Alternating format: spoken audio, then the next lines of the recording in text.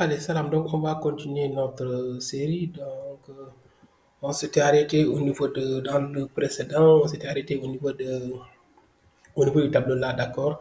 Le tableau 1, donc là, après, après remplissage, on s'est rendu compte qu'il y a un coefficient de Z qui est positif. Donc, ça veut dire que là, qu'est-ce qu'on va faire? L'algorithme va reprendre. Donc, les conditions d'arrêt ne sont pas vérifiées. Donc, comme les conditions d'arrêt ne sont pas vérifiées, donc ça veut dire que là aussi, on va continuer. Qu'est-ce qu'on va faire? Ça veut dire qu'on va redéfinir une colonne du pivot, une ligne du pivot, le pivot, et on va dans notre tableau, d'accord? On y va. Donc, là, regardez, on a le 20 tiers. Donc, attendez, donc, cette fois-ci, c'est 20 tiers qui va représenter la colonne du pivot. C'est parce que c'est le seul coefficient qui est positif, hein, que nous avons. Donc, 20 tiers va représenter, donc cette colonne-là va représenter la colonne du pivot, la colonne Y. Ce qui veut dire que le Y va entrer dans la base. C'est bon pour ça? Maintenant, le Y va se mettre à quelle position? Il faut qu'on détermine encore, vous vous rappelez le rapport qu'on avait évoqué. Donc, pour déterminer la ligne du pivot, on prendra ces coefficients-là et on va les diviser par les éléments de la colonne du pivot. Donc, les contraintes, on va les diviser par les éléments de la colonne du pivot, d'accord? Donc, là, on a 440 divisé par 3 sur 4 tiers. 440 divisé par 3, 440 divisé par 3. Ok, donc là, attendez. Là, c'est 140. Oh, attendre. Donc, 440 divisé par 3. Le tout, on le divise par combien? Par 4 tiers. Par 4 tiers, d'accord? Donc, ça, je le passe. Donc, 440, on a 440 divisé par 3, 4 tiers. Maintenant, ça, c'est facile, hein? Donc, regardez, si je prends 440, je divise par 3. Là, on a 440, on le multiplie par l'inverse, hein? 440 sur 3, on va le multiplier par l'inverse. L'inverse de 4 tiers, 3, 3 quarts, d'accord? Donc, ce qui va donner quoi? Les 3, on va les simplifier. 3, on les simplifie parce que là aussi, on a un 3. Ces deux-là, on va les simplifier. Ensuite, 440 divisé par 4 est égal à 110. Donc là, on trouve 110. Là, on a 100, 110. C'est bon pour ça? Même chose pour là aussi. On a 140 divisé par 3. Toujours, les contraintes, vous les divisez par les éléments de la colonne du pivot. 140 divisé par 3. Et le tout, vous le divisez par combien? Par un tiers. D'accord? Donc, ce qui va donner quoi? On a 140 sur 3 multiplié par l'inverse. Hein? 140 sur 3 multiplié par l'inverse de 1 tiers est égal à 3 sur 1, qui est égal à 3. Donc, est égal à 3 sur 1. Je vais mettre le 1 pour que tout le monde puisse comprendre. Donc, mettre 3 sur 1. Donc, ce qu'on va faire, c'est les 3, on va les simplifier. Ce qui va donner combien? Tout simplement 140. Donc, là, on est à 140. Donc, qu'est-ce qu'on avait dit? Le coefficient le plus petit positif va donner la ligne du pivot. Vous voyez, 110 est plus petit que 140. Donc, là, c'est ça la ligne du pivot. La ligne du pivot est là. C'est ce qui veut dire que le E1 va quitter la base et le Y va entrer dans la base. E1 quitte la base, Y va se mettre dans la base. Y va prendre la place de E, de 1. C'est bon pour ça? Donc, là, l'algorithme, on reprend, d'accord? Et quel est notre pivot? Le pivot est égal à combien? Est égal à 4, est égal à 4 tiers. Donc là, on a un autre pivot, un nouveau pivot. Donc le pivot, c'est 4 tiers. Notre colonne du pivot, donc, notre colonne, donc là, on est à 4 tiers. Notre colonne du pivot est là, la ligne du pivot est là, et le pivot est égal à 4 tiers. Donc là, on va tracer le tableau suivant. Donc, on va démarrer toujours. Donc, attendez, je mets le tableau là. Maintenant, prions que ce soit le dernier tableau. Donc, on est là.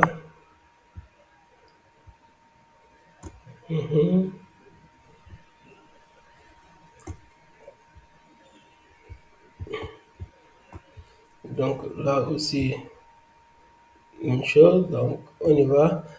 On a dit que le Y va entrer dans la base, va prendre la place de 1. Le X est déjà dans la base. Et là, vous avez le Z. C'est bon. Là, vous avez X. OK. Là, vous avez Y. Là, vous avez E1. Là, vous avez le E2.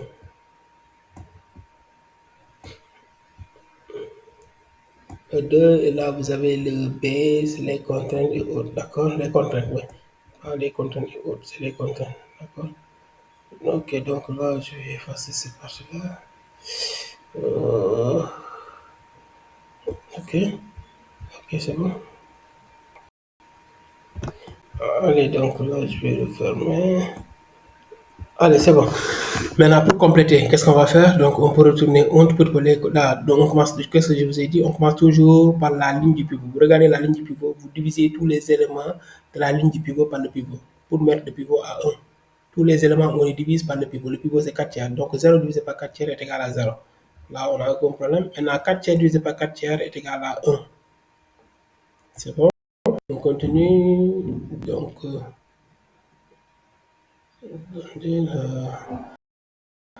donc ensuite, on a quoi? 1 divisé par 4 tiers. Donc regardez, si vous prenez 1, vous le divisez par 4 tiers. Vous prenez 1 divisé par 4 tiers. Attention, 1 est la première fraction. 1 divisé par 4 tiers. Donc là, vous allez faire quoi? C'est 1 multiplié par 3 quarts. Donc c'est 1 fois 3, 3 quarts. Ce qui va donner combien? 3 fois 1, donc là on a 3 quarts. C'est bon pour ça? Donc là vous avez 3 quarts. Attention, 3 quarts. D'accord? Ensuite, vous continuez, après le 1, moins 2 tiers divisé par 4. Même chose, hein? Moins 2 tiers, divisé par 4 tiers. Donc, diviser deux fractions, c'est multiplier la première par l'inverse de la deuxième. Moins 2 tiers multiplié par 4 tiers. L'inverse de 4 tiers, c'est 3 quarts. Je mets là 3 quarts. C'est bon? Donc, les 3, on va les simplifier. Il va rester quoi? Moins 2 quarts. Car si on simplifie par 2, il va me rester égal à moins 1 demi. Là, on a moins 1 demi. C'est bon pour ça. Donc là, vous avez moins 1 demi. D'accord? Même chose, hein, pour le B aussi, on va le diviser. Le B, on va le diviser par... donc le B, c'est combien? Le B, on a 440 sur 3. Vous prenez 440 sur 3. Même chose, hein, 440 sur 3. Donc 440 sur 3. Et vous le divisez. Attendez, là. 440 sur 3, vous le divisez par 4 tiers. Donc, on le multiplie par 3 quarts. 440 multiplié par 3 quarts, d'accord? Donc, multiplié par 3 quarts. Donc, vous divisez deux fractions, c'est multiplier la première par l'inverse de la deuxième. Donc, là, les 3, on va les simplifier. Donc, 440 divisé par 4 est égal à combien? Est égal à 100, est égal à 110. C'est bon pour ça? Donc là, vous avez 110. Donc là, à ce niveau, vous avez 100, 110. C'est pas un problème. Donc, ouais, on commence toujours par la ligne du pivot. La ligne du pivot, vous prenez tous les éléments, vous les divisez par le pivot. D'accord? Pourquoi on le fait? C'est pour mettre le pivot à 1. C'est bon pour ça? Donc, maintenant, après la ligne du pivot, là, on va regarder la colonne du pivot. La colonne du pivot, autre que le pivot, on remplace tout par 0. La colonne du pivot, c'est la colonne Y. Autre que le pivot, on remplace tout par 0. Donc, on a 1, 0, 1, 0. Très bien. Maintenant, les autres propriétés, règles. Donc, si la colonne du pivot rencontre une ligne en 0, toute la ligne sera conservée. Là, notre colonne du pivot ne rencontre pas une ligne en 0. Pourquoi? Parce que sur la colonne du pivot, on n'a pas un 0. Donc, il n'y a pas de rencontre entre la colonne du pivot et une ligne en 0. Maintenant, la ligne du pivot rencontre une colonne en 0. La ligne du pivot, elle est là. Est-ce qu'elle rencontre une ligne en 0? Oui. Est-ce que la ligne du pivot rencontre une colonne en 0? Oui, la ligne, elle est là. Et là, on a cette colonne avec la rencontre en 0. Donc, ce qu'on va faire là, cette colonne sera conservée 0, 1, 0. Donc, 0, 1, 0. On va conserver la colonne. Donc, 0, 1, 0. 0, 1, 0. C'est pour ça. Maintenant, le reste, les autres règles là ne sont pas applicables. Oui, c'est possible que ce soit applicable, c'est possible. On a des situations où ce ne sera pas applicable. Donc, ce qui signifie qu'il faudrait aussi maîtriser cette technique de calcul qui va vous permettre à chaque fois que, par exemple, une règle n'est pas applicable, à chaque fois qu'on aura une cellule qu'on n'a pas pu remplir avec les propriétés et les règles de calcul, avec les propriétés et les règles là, donc de pouvoir appliquer cette règle de calcul pour remplir cette cellule là, d'accord? Donc, ok, c'est bon, ça marche. Maintenant, On va utiliser cette même règle de calcul, donc on y va. Qu'est-ce qu'on va compléter? Donc généralement là, on commence par là pour vérifier si l'algorithme va s'arrêter ou pas. Donc je vais commencer par regarder là. Hein. Pour le 1, quelle est la valeur que nous avons dans le tableau précédent à cette même position? Le 1, donc la valeur que nous avons c'est le 0. Donc vous voyez là, on a un 0. Je vais changer de couleur. Je vais changer de couleur pour vous montrer. Je change de couleur. Qu'est-ce qu'on a dit? Là, on va projeter sur la colonne du pivot. La colonne du pivot est là. Je vais aller chercher le pivot. Le pivot, c'est 4 tiers. Et je referme là. Dans, la même, dans le tableau précédent, c'est un 0. Le 0, je le projette sur la colonne du pivot. Je vais aller chercher le pivot et je referme. Donc, à partir de là, pour calculer, qu'est-ce qu'on va dire? On va dire 0. Attendez, là, je vais effacer ça. On n'a plus besoin.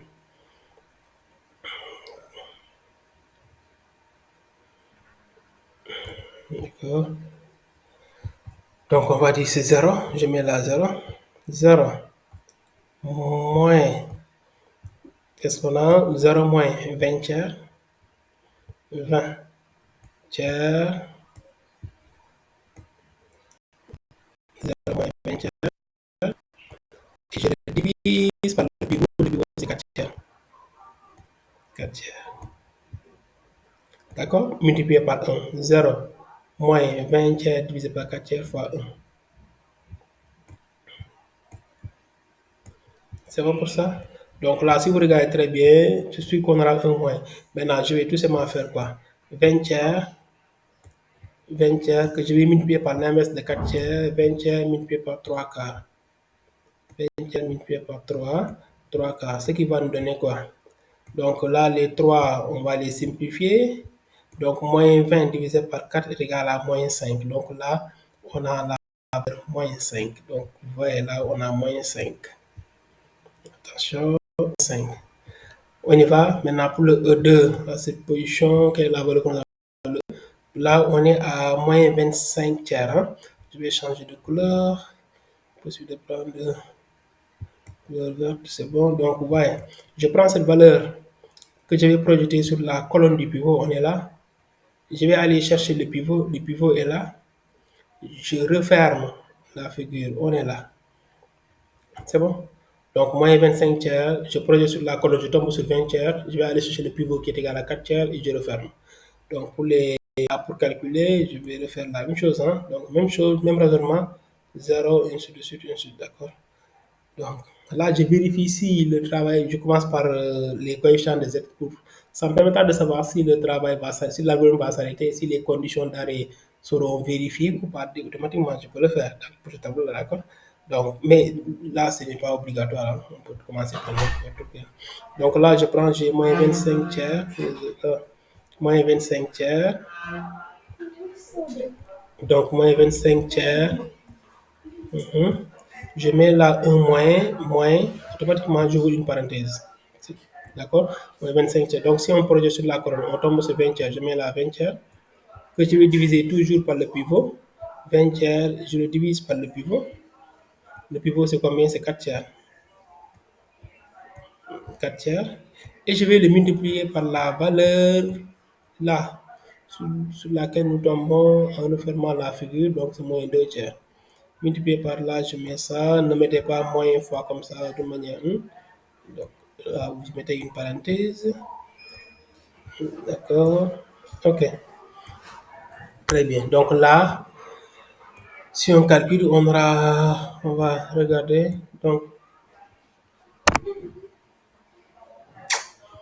Donc moins 25 tiers.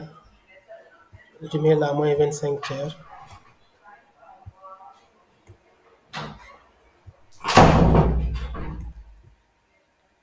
Là, le moins c'est plus ça. Donc là, automatiquement, là, on sait que c'est un plus qu'on aura. Maintenant, qu'est-ce que j'ai fait? 20 tiers divisé par 4 tiers. Ça, on l'a déjà calculé. Hein. Je pense qu'on avait trouvé un 5. Parce que je vais faire 20 tiers divisé par... C'est 20 tiers. Regardez, 20 tiers multiplié par 3 quarts. Parce que je vais prendre l'inverse. Hein. 20 tiers multiplié par 3 quarts. 20 tiers fois 3 quarts. Donc là, les 3, on les sait. 20 divisé par 4 égale à 5. Donc là, on a 5 fois 2 tiers. Et 5 fois 2 tiers, 5 fois 2, c'est 10. On aura 10 tiers. C'est bon. Ça, on a 10 tiers. Maintenant, moins 25 plus 10 est égal à combien? Moins 25 plus 15 tiers. Moins 15 tiers est égal à moins 15 tiers est égal à combien? Est égal à moins 5. D'accord? Moins 15 tiers est égal à moins 5. Donc là, vous avez moins 15 tiers qui est égal à moins 5. Donc là, c'est moins 5 qu'on va mettre. Ce qui signifie que, par exemple, là, toutes les conditions pour arrêter les conditions d'arrêt de notre algorithme sont vérifiées. Donc là, notre algorithme va s'arrêter. Notre algorithme va s'arrêter. Là, il n'y a même pas à chercher de 14h à 19h, donc on va s'arrêter là. Mais il faut dire qu'on termine cette valeur-là, d'accord? Même si les deux là, on les, c'est-à-dire on les détermine pas, on n'a aucun problème. Mais j'ai besoin de cette valeur. Donc je vais déterminer cette valeur. Après, je vous donnerai la valeur de x et la valeur de y.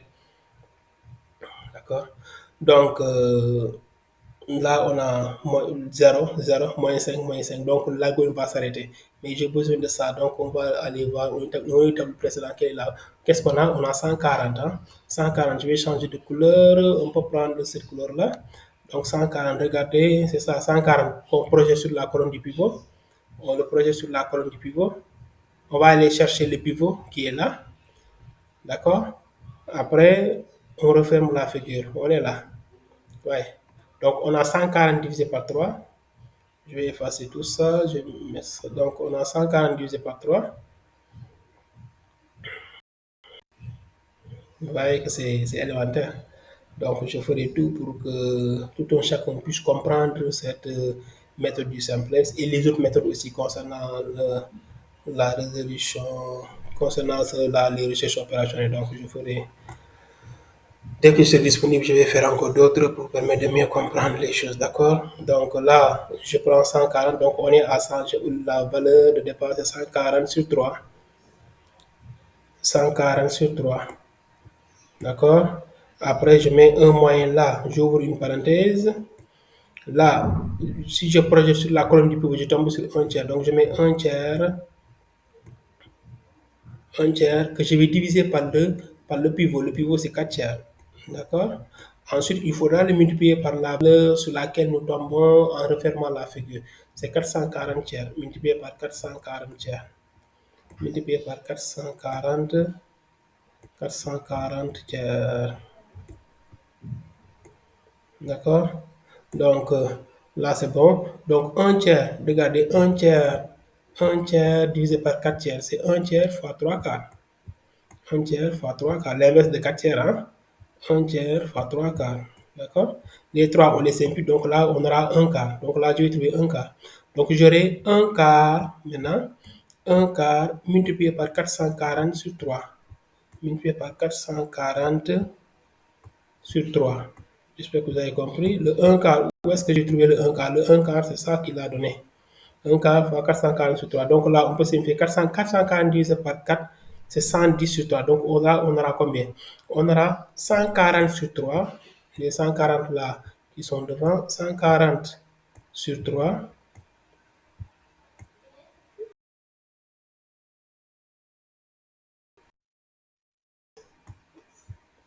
moins 110 sur 3. 140 moins 110 est égal à 30. Donc là, on a 30 sur 3. Et 30 sur 3 est égal à combien? Est égal à 10. 30 sur 3 est égal à 10. Donc la valeur qu'on recherche à ce niveau est égale à 10. Comme notre algorithme va s'arrêter, comme on a aussi ces deux valeurs-là, on peut s'arrêter. Et vous, à votre niveau, vous pouvez continuer à faire utiliser cette même règle de calcul. Moi, je vais m'arrêter là parce que c'est possible. J'ai tous les éléments qui m'intéressent. Donc là, comme la condition d'arrêt est vérifiée, le x est égal à combien? X est égal à combien? Le x est égal à 10. Dans la partie contenue, x est égal à 10. Et le y est et le y est égal à et le y est égal à 100 est égal à 110. Donc, si l'entreprise veut maximiser son profit, qu'est-ce qu'on a? Il faudrait que le produit X soit confectionné 10 fois et le produit Y soit confectionné 110 fois. D'accord? Donc, c'est comme ça. Donc, là, on a le X est égal, les quantités sont là, X est égal à 10 et Y est égal à 110. On a dit que l'entreprise voudrait maximiser son profit. Donc, maintenant, pour maximiser le profit qu'on aura, c'est quoi? Donc, pour le profit qu'on a, donc le programme de départ, on nous avait parlé de quoi? Max 2, c'est pas ça. Donc là, le programme, il est là. Hein. Max 2, voilà, max 2. Donc là, on va dire, pour maximiser, donc qu'est-ce qu'on obtient? Donc on a max de Z sera égal à combien? On remplace X par sa valeur, le Y par sa valeur, on aura le maximum, le profit maximum que l'entreprise pourra faire. D'accord? Donc là, on a 25X. Donc je vais dire que c'est 25 fois combien? 10. X est égal à 10. Donc 25 fois 10 fois 10, d'accord? Plus combien? Plus l'autre, c'est combien? On a, je pense, attendez, je regarde.